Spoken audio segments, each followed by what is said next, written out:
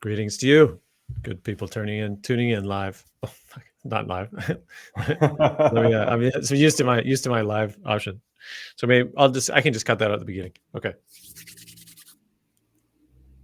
Greetings to you. This is a crowdfunding case study, which I'm excited to get into, and I'm joined here by Lorenz, co-founder of the Sutra learning platform and transformational experience design program. Welcome, Lorenz. It's great to be here. Thanks for having me. And you are just maybe a month or so on the other side of a fairly hefty crowdfunding campaign for your platform. And maybe I could just give a little context, and then happy for you to fill in the rest. But you, I believe, found me through a mutual friend, might have been Tad Hargrave of Marketing for Hippies. And he brought you to likely through recognizing that for many years I've both taught and consulted on crowdfunding campaigns. And so that initial point of contact, I think, was at a time when you were developing a campaign for your platform, which you can speak to, but that you already had a certain degree of in-motionness, right? You had a certain degree of materials already put together. It wasn't like it was sort of a twinkle in the seed of possibility. It felt like you were, already on your way when we made contact and decided to collab on the approach to this campaign. And I'd love for you to speak now. But what was the intention of the campaign for your platform? Anyway, we'll start there. Sure. So I'd say by the time you and I connected, we were kind of like early stage. I had already begun working on the script for the campaign video. I'd been doing like a little bit of research. By the time you and I met, I'd already taken your crowdfunding course, honestly, for the money, which was like $14 on Udemy or something, was just like hands down outstanding, enormous value for money, and just a fantastic resource, and really helped me kind of ground the whole script writing process, helped me kind of just like get a sense of the direction and how I wanted to do that. And then sometime around when you and I met, I started working on the content for the page. Anyway, so it was pretty early stage. So cool. To speak a little bit to the intention of the crowdfunder. So so I'm my wife and I, Natasha, we've been working on an online learning platform, really designed around group experiences that emphasize meaningful connection and conversation. This is something we've been working on and entirely self-funded for about going almost 7 years now, and very kind of heavily involved in building community and in kind of walking the talk, creating relational spaces that invite deep connection and relationship. We got to a point in our work where we really realized that we needed more resourcing to take it to the next level. As you mentioned, we also teach a program called Transformational Experience Design, and a lot of that has been about kind of teaching and sharing with people what we've learned about creating experiences like this. And then with our platform, it's really designed to support them in creating experiences, communities, programs that that encourage this kind of quality of presence and connection. And so we kind of really came to a point where we felt that more resourcing would help us take this work to the next level. That was the kind of genesis of the crowdfunder. We've been talking about it in one way or another for, I don't know, probably since the beginning of the company. But then there was just one particular moment, maybe about 6-7 months ago, where I kind of I don't know, I came out of like sitting meditation for an hour, and I was like, this is the right time. And I went to Natasha. I was like, we should do this. And she was like, yeah, we should do it. So that was kind of like the beginning of the journey.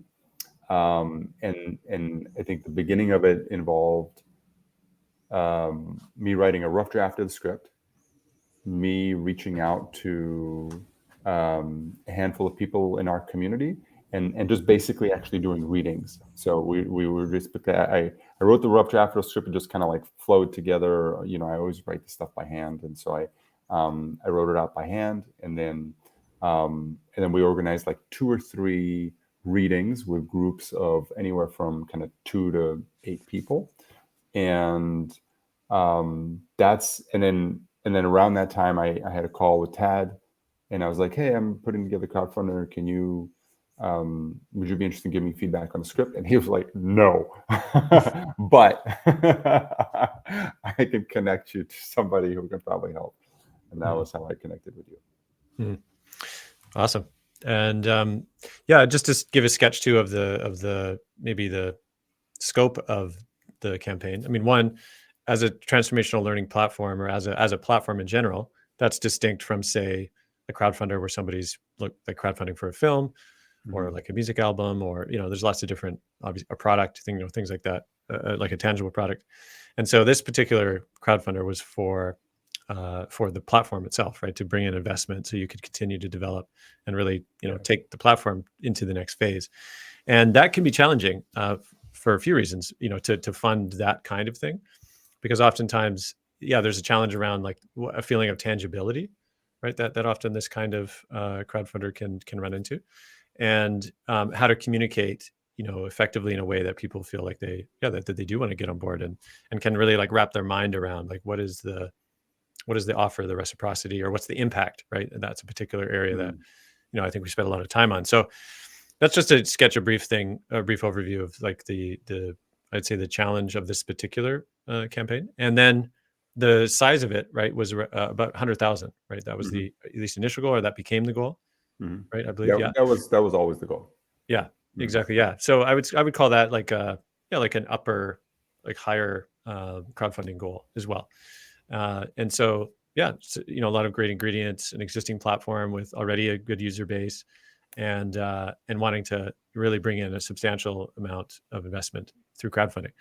And so I believe we spent a lot of time on the script, right, working through that in those early stages. I think my initial feedback too was that, yeah, there was a lot of elements there, and there was a need to really crystallize, clarify, communicate who you both were as the founders, as a really key aspect of making connection with possible funders. Because I think, again, that sometimes it's easy as well to kind of be behind the scenes of in terms of an organization, and particularly through crowdfunding, sometimes people can have a hard time, right, like finding that emotional human aspect to say, oh wow, like these two specific people, with specific passion, really have been stewarding this platform, and ultimately that's a way in to, of course, the larger mission and the larger impact. And so I feel like, yeah, we spent a majority of the time in this case, I think, really going over the script, refining, even like one particular direction was maybe fully scrapped, it felt like, for right a more simple, kind of direct, and just I would call it, yeah, like emotionally engaging, I think, in some ways, without being overwhelming. And that was the script I believe we landed on. Yeah, I think it was. I'm trying to remember the subtle nuances of the script process. There was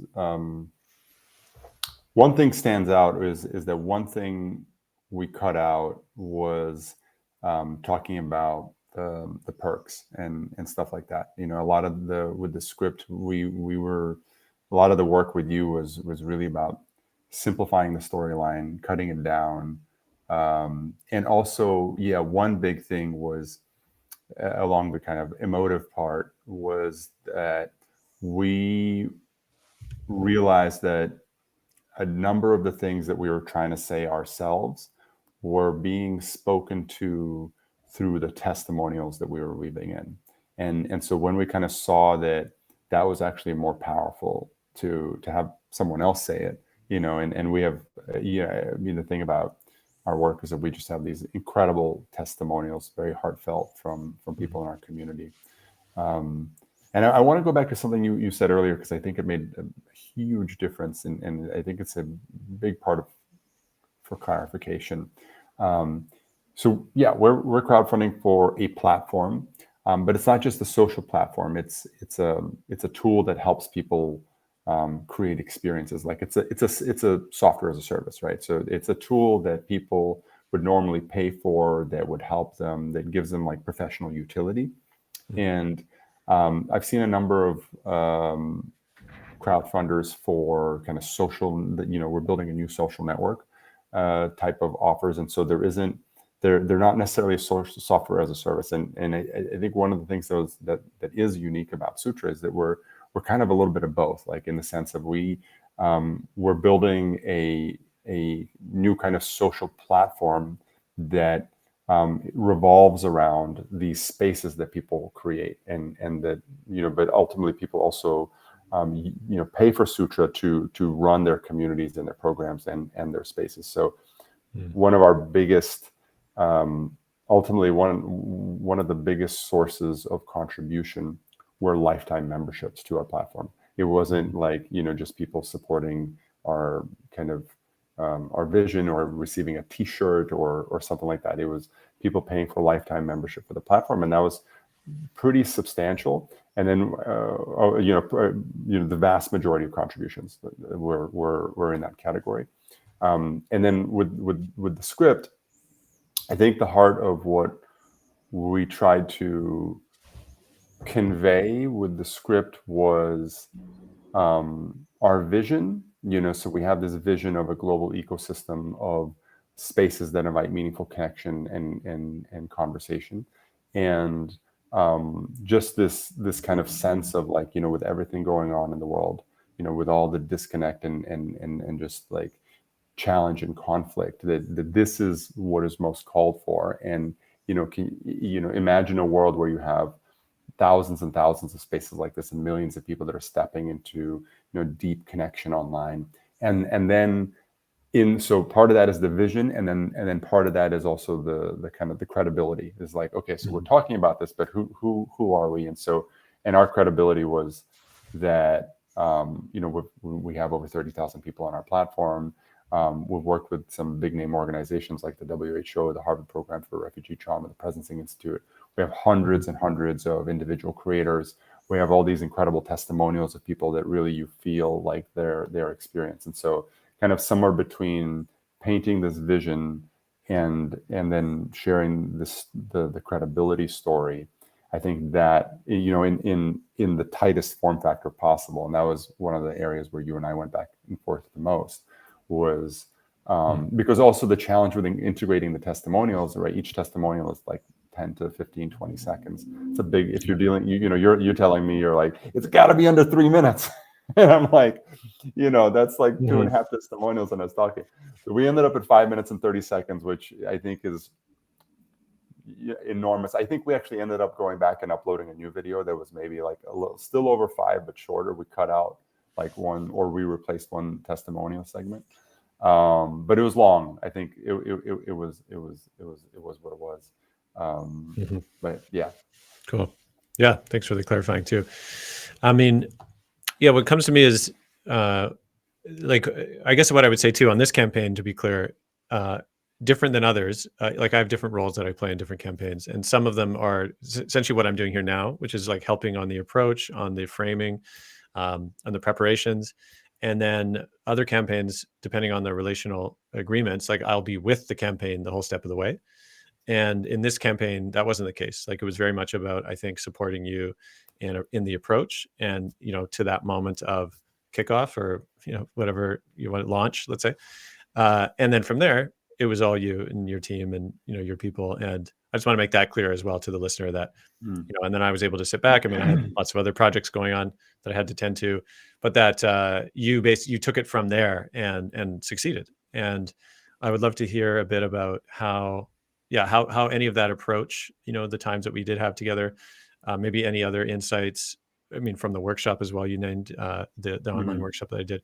Like, how did that help you approach the ability to run with the campaign as it happened? And then I'm going to ask more questions about the campaign, but even just for that, maybe the first stage of that.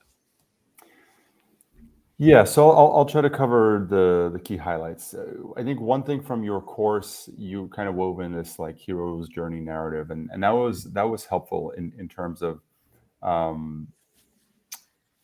really looking at that. What I forget the exact language you used, but basically that what we were providing was the kind of the magic gift to help people overcome some challenge, or create some world that they wanted to live into. So somehow, on a subtle level, that informed the story that we were creating with the campaign video, and that was a big part of it. So our time together on the call, just in terms of like really honing that story, and I think this is a really key part of just having what was great here, and this is maybe a little bit understated, was that you had no idea who we were when we approached you. You didn't have any prior relationship to Sutra.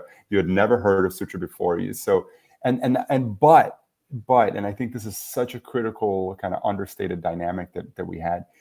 But I really felt that you and I shared like the exact same values, and so it's one thing there's a lot of people that could have given me feedback who either had a relationship with us, and so they're already a little bit biased in that sense, or people who didn't have a relationship and didn't share those values, and so their feedback would kind of come from a different place. And so the fact that you and I had like very deep value alignment, and yet you had no relationship to me, really created this kind of like awesome recipe for the quality of your feedback. You weren't biased by any experience that you'd had with us before. And so that was, I'm just kind of realizing that right now. That was like super, super valuable. Amazing. There's some technical nuances I'll share. So you had a whole bunch of great ideas about, for example, create a specific domain name for the campaign, right? So we ended up getting supportsutra.co, where our platform is sutra.co, and then we got www.supportsutra.co, which pointed to the Indiegogo page, which is just, I had not thought of that. And when you suggested it, I was like, brilliant. It just made it much easier to share the campaign, wherever, to over email, share email. You suggested running interviews with kind of similar to what we're doing right now on Melon, live streaming interviews as kind of like a promotional strategy. So I ended up, we kind of, I think I don't know I know you suggested that to people before. I think we ended up doing interviews not necessarily with people with massive followings, but kind of like mid-scale, mid-range followings. The other thing to maybe kind of back up a little bit here, which you had suggested to us to not do the campaign so soon. You had been like, I approached you, I was like, I'm doing it in 3 weeks. You're like, hold up. I think there's more things you could have in place before you do it in 3 weeks. And I was like, no, it has to happen in 3 weeks because, financial constraints and also scheduling constraints were just like, we looked at our calendar and we're like, it just doesn't work for the next like 6 to 9 months. So that's when it had to happen. And so that affected our ability to kind of, like you had suggested, doing more like pre-partnership work and possibly media work and stuff like that. And that was basically not so much an option. So we reached out to people within our community that had some sort of communities. I think I ended up doing about 12 interviews. It was intense, so it was intense to do that many interviews in a short period of time. It was intense it was a huge amount of like output in terms of like writing, for our newsletters, outreach, some more technical details. We have a mailing list of about 10,000 people. We have a negligible social media audience, so we don't really have much of a following. But our the newsletter is a big thing. So like I write very like heartfelt, kind of authentic, sincere stories to our newsletter, that tend to have a lot of resonance. So that was probably the heart of the kind of like the campaign strategy. You another thing you had suggested that I probably wouldn't have done as much if you had not suggested it was posting regular updates to the Indiegogo page, and so I would basically take a version of the newsletter that I wrote and kind of like adapt it as an Indiegogo update, and that was really good. One of the things, so I don't know how well for us, I don't know how much the interviews generated. I know at least like a small handful of people who ended up emailing us said that they heard about us through the share of the person I was interviewing in their community. So it definitely generated something. I think a variation on that is really close to our heart in terms of like work that we do, was running free workshops. So we ran a handful of workshops, because that really worked well, because people, so much of our work is about like space and creating a particular space that invites ways of being. And so running those workshops, and then I guess the twist on that, which was kind of maybe inspired by the interview things, is we ran a couple of discussion panels, which we'd never done before. So this was kind of like the live version of the interview, of the participatory version. So we invited people in. We had one discussion on community building, and then we had one discussion on relational marketing with Tad and George Cow. Both ended up having somewhere between 50 and 70 people. I think maybe 3 times that number had registered for those. And then we had a kind of concluding platform preview, because we've been working on a major new release. And between those felt like they kind of generated one of the biggest boosts.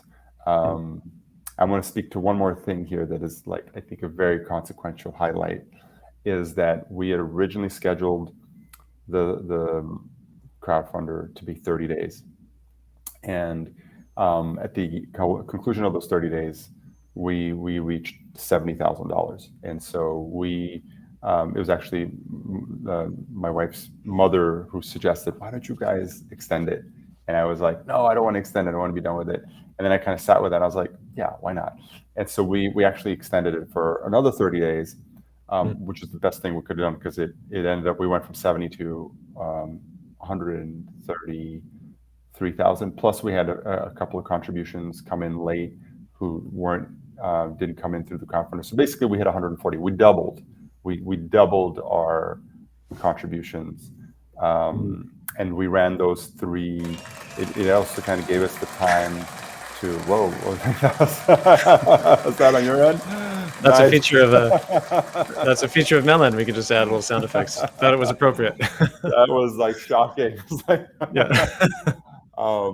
So we doubled our amount raised, and it gave us a little more time to organize those discussion panels, which really, really felt like it moved the needle, because somehow the interview thing, for us at least, like, it was like, but because and this probably is also a reflection of like the work that we do, like this is our thing. Like, we teach people how to hold space, how to create transformational experiences. So when we kind of combine those 2 efforts of bringing in people from other communities into a discussion and having people show up for that it really felt like there was quite a few people who, having participated in those, kind of got a sense of, wow, I want to be part of this and contributed.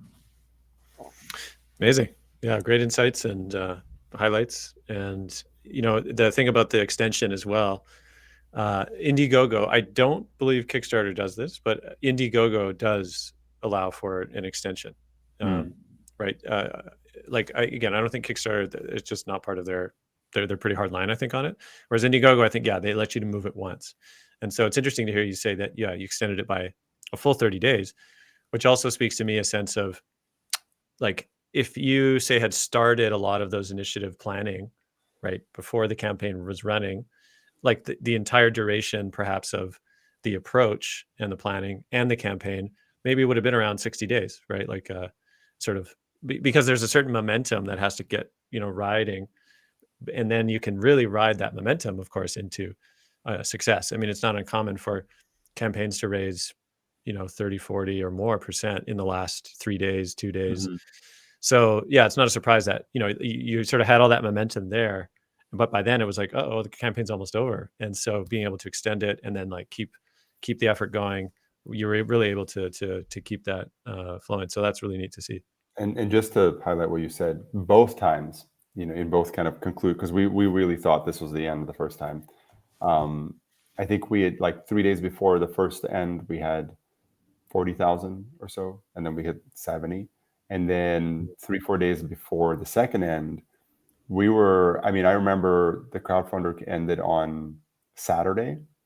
On Thursday, we were still at like 99,000. And I was like, I knew it was going to happen at that point. I was like, okay, we're going to cross. Yeah. But it was like, still like, come on, like, it's like $800 away. and that was Thursday, right? And so by Saturday, we were at like 138. Yeah, incredible. Yeah, that's just so great to hear, but not even just a little, like by a good amount. And Mm-hmm. the metaphor sometimes used for that is it's like you're trying to achieve liftoff, right, with this ship or rocket or whatever you want to call it, and by all of that momentum that goes into it, by the time that quote deadline is there, it's like you could be in like mid flight still at that point, right? So the danger, of course, of that moment coming too late is that the fund is over, and so people are coming and they're saying like, oh, what, it's over? I mean, Mm-hmm. Indiegogo, I think you can transition as well to a kind of ongoing funding model after. Mm-hmm. Kickstarter may have some option like that as well, but I just think that some crowdfunders make the mistake of being like, oh, okay, it's done, as opposed to like, no, no, no, keep riding that energy as long as you can, and you can really see substantial numbers. um, I'd love to, after, or just in the last couple of minutes here, perhaps if you could go back now to, pre Lorenz, pre campaign, what would you say to him then? In terms of like, okay, this is how it's going to be, or this is what you should prepare for, or make sure you do more yoga, or like, what would you give? What advice would you give your previous self, and therefore, any other Mhm. crowdfunders who are thinking of starting this, doing a campaign like this? What would you say that would help them, prepare better for the journey Mhm. ahead? Well, I do a lot of yoga already, so I don't know if I would say do more yoga. That might have a negative impact. Mm, Um, I think it was pretty much 4 or 5 months of nonstop effort. Just you're always doing outreach or organizing something or writing an email or setting something up, and like in the first half of it, it was writing the script and the campaign copy. Then it was like producing the video. Then it was doing all the outreach stuff and doing all the interviews and writing all the emails and responding to people, and so it was like all consuming, for the most part. It was consuming pretty much like 80-90% of my bandwidth, and I'm working like 14-hour days, 6 days a week, so a lot. um, mhm, so I don't know what I think overall, like as far as things go, for me it was super smooth, and it was pretty much exactly what I expected. I felt like there was some helpers along the way, and you're one of them for sure. mm, Your presence, just kind of like your insight and suggestions on some of the like finer details. I really felt like you were kind of like one of these little angels that came in and mm, helped it all go smoothly. So I think so. This is going to be like the script flipped. My suggestion to anybody who is seriously considering a campaign would be to approach you, and and the other side of it would be really to if you're trying to raise a serious amount of money, to expect it to be an all-consuming process that doesn't just begin when the campaign launches. It's 2 months before campaign, it's the campaign duration, and then it's after the campaign as well. Like right now, we're still processing, and we have a small team, so it's been really helpful. If it was just uh, my wife and I, it would probably be a lot. mhm, But there are, so like one of our rewards was this card deck that doesn't exist, and so, but we were clear about that.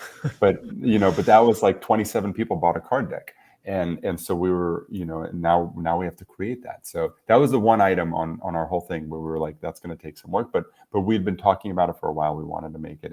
It's just something that we feel was super yeah, cool, and now it's kind of given us the impetus for making it. yeah, beautiful.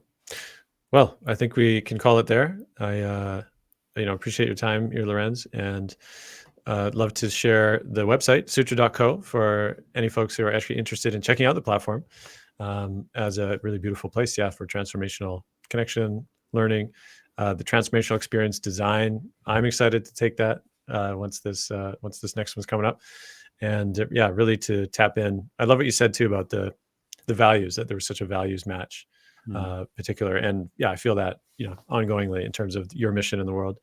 What I'm trying to do, empower others who really do want to engage with the times in a meaningful way. And yeah, thank you for doing your work, you and your partner, and building this beautiful platform. Thank you, Ian. This has been a real pleasure working together, and thank you so much for helping us reach our goal. I mean, I really, I don't feel like I'm understating at all that you contributed quite a lot. So thank you. Onward we go. Onward.